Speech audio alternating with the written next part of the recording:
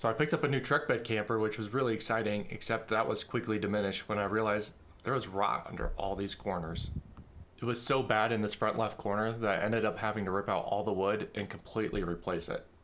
This can feel pretty demoralizing when it happens to you, so I'm going to go through how exactly I fixed it and how you can fix it too. I am going to provide a link in the description so that way you guys can order all the same things that I did.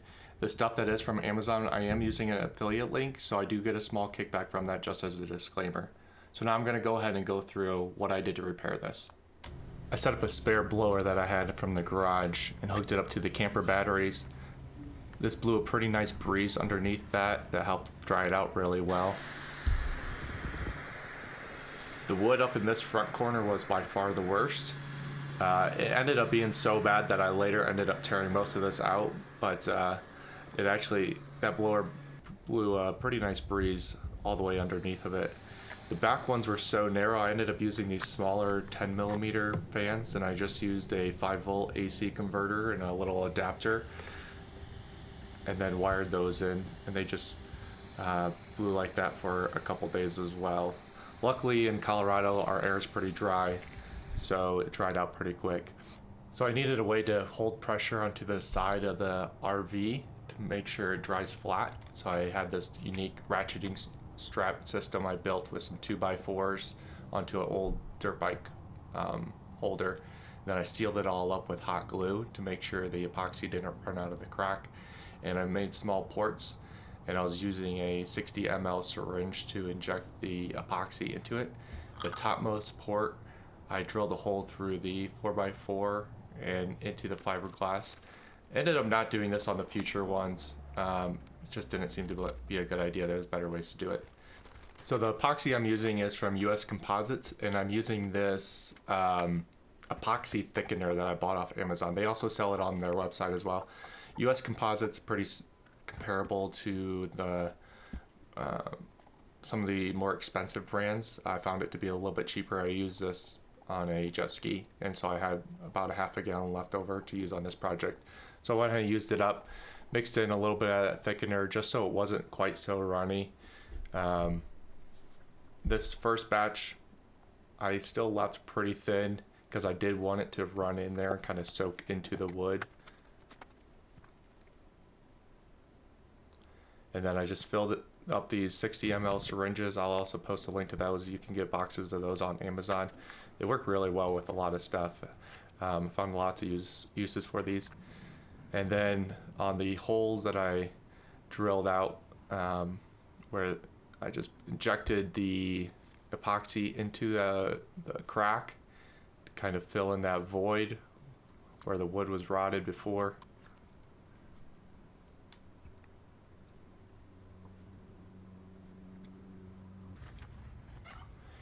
You do end up getting epoxy that runs out of this.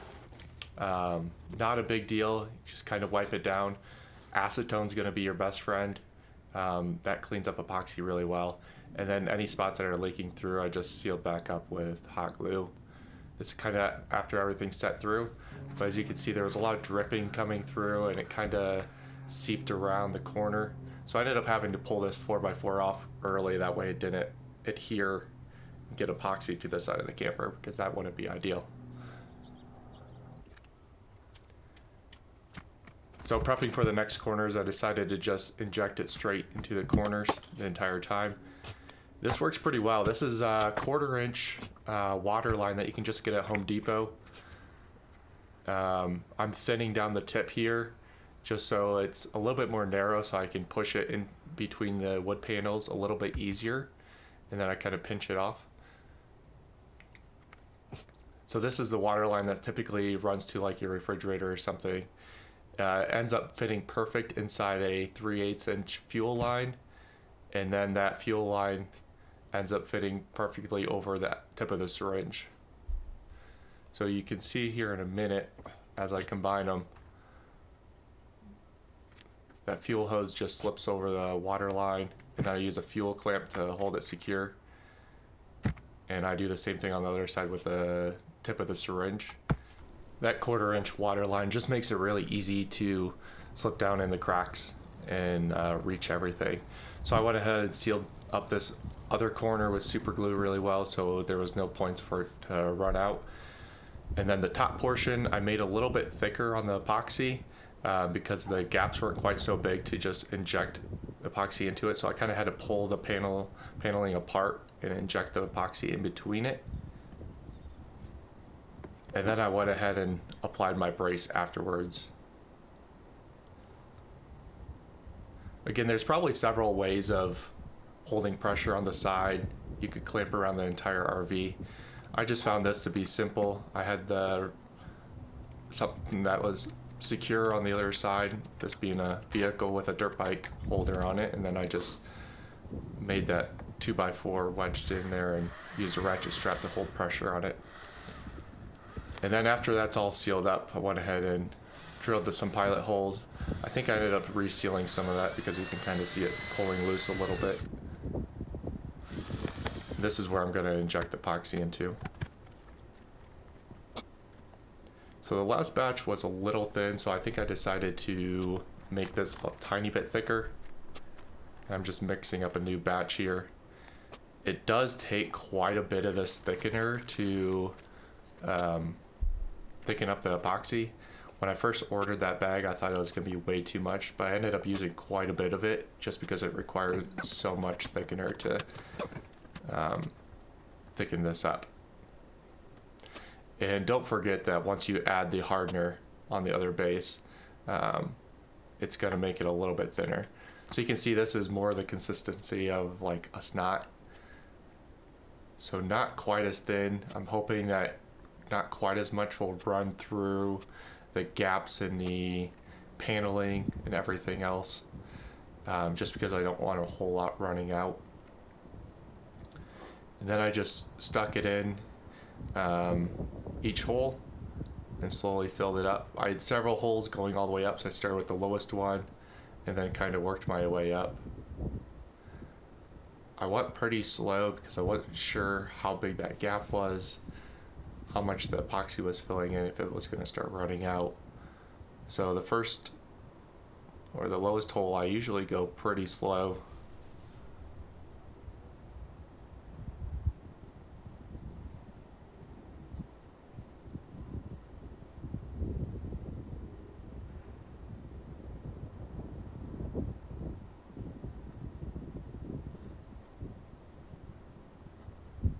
Ended up having to do a couple batches before it finally started filling up.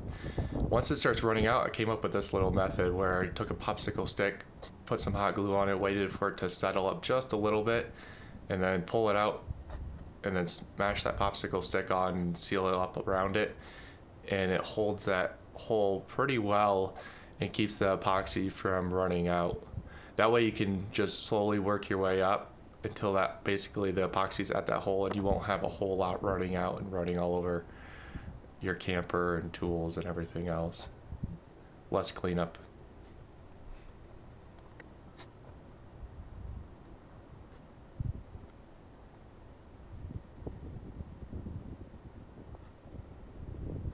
And then I just continued filling from the next hole up.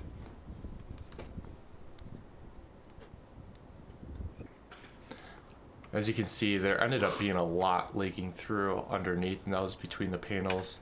So you'll just want to make sure that you pay attention to that if it seems like it's taking more than it should. But acetone, again, is going to be your best friend here. It cleans up epoxy really well. Here I'm prepping for that front left corner. So it was so bad I ended up having to tear out all the rotten wood, and I'm having to reapply new wood in its place. So I bought some 1/2-inch thick treated plywood, and the plywood that was in it was 1 inch thick, so I ended up just doubling down and making 2 patterns exactly the same, and then doubling up using some stainless steel screws to hold them together so they didn't rust.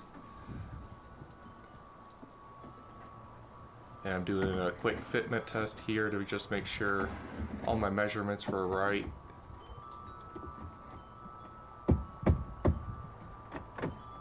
See, it actually fit in pretty well, which is good.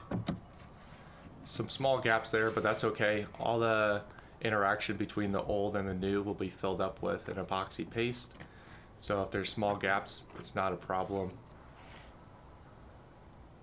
I just want to make sure all the pieces are pretty close. And then there's also a small section that needs a thicker 2x4 up at the front corner. I ended up getting this piece for free out of the scrap pile at Home Depot. Little treated piece, fit in here nicely once it got cut to size.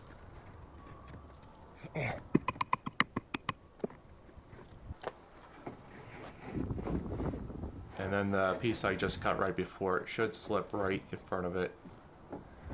And those two together are going to form the new front corner that's going to hold the that front bracket. You can see those fit pretty close. Again, you're just going to fill in all that extra space with epoxy, so it's not going to matter if there's some gap there.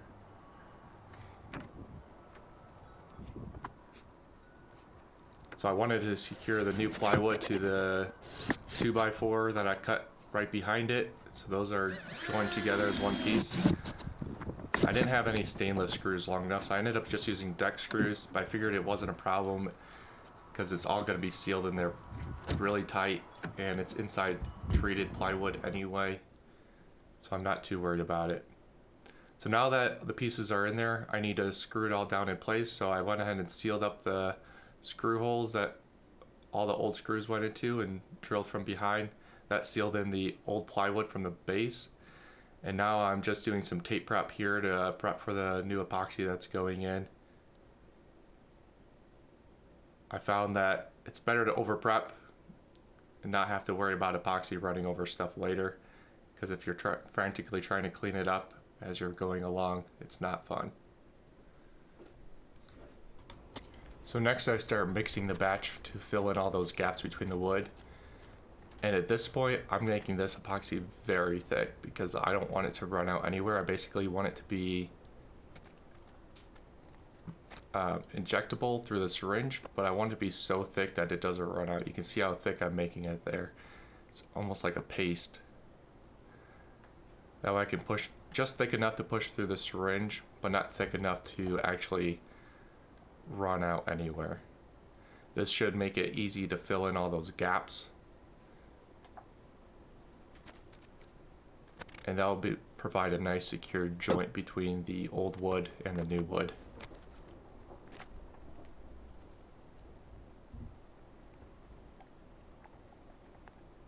Then you just have to mix the hardener in. The hardener might thin it up a little more than you want, so I had to add some more. I did find it was better to mix in the thickener as much as possible with the first part of the epoxy and not wait until you have the hardener in. It seems to blend a little bit better.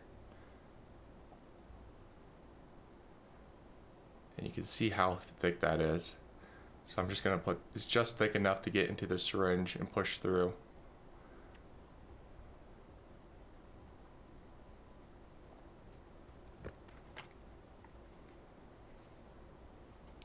And I put the back of the syringe on, confirm that it can actually be pushed through. And it's just about perfect. So I didn't get a shot of me actually filling it, but here is all the gaps. I just put the tip of the syringe in there and pressed it in and squeezed it all out. Basically filled in all those gaps, each crack. That was a big gap between the old and the new. It's basically just a solid lump of epoxy now. So now I'm going to make the last batch. So I'm going to make this one really thick, so that way I can lay it in with this putty knife. The putty knife I'm just covering up with some painter's tape here, so I don't have to clean it up quite so much later. I can just throw that away instead of using acetone. But the idea is that I'm going to make this so thick that I can just lay it on like you do plaster on drywall. Scrape it on, it'll provide a nice barrier and adhesion between the fiberglass and the new wood. I got lucky in that I had just enough epoxy to finish this project. I didn't have to order more. That stuff runs about $100 per gallon.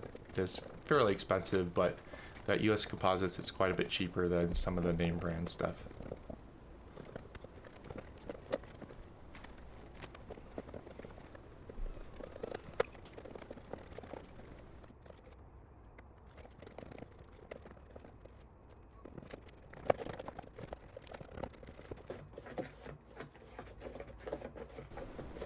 Here I'm just going to do a final shot so you can see just how thick this actually is.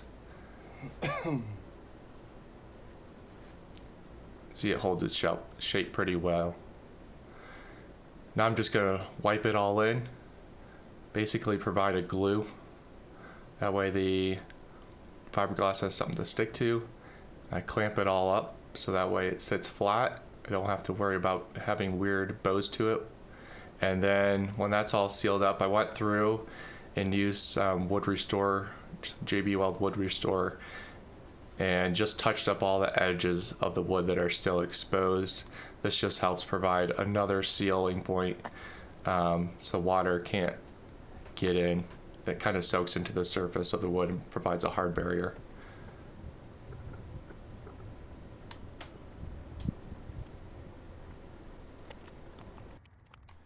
And that's pretty much all. So bolted everything back together. Feels really strong and sturdy. Sealed it up really well so I don't have to worry about leaks in the future. And overall, I would say it turned out really well.